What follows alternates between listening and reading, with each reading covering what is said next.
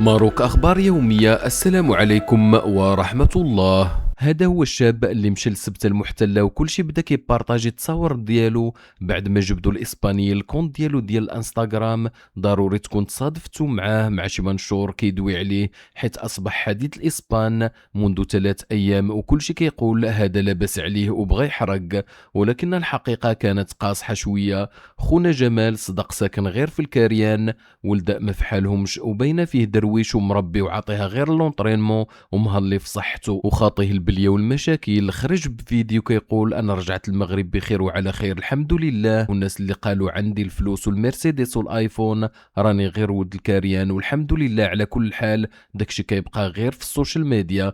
مشيت لتما غير باش نقلب على خدمه، وكون كانت عندي الفلوس كون باقي في بلادي. وصراحة باش عجبني هاد الشاب بالرغم من هاد الروينة اللي ناضت عليه، خرج قال 2 كلمات وضح فيهم شنو واقع بدون ضجيج.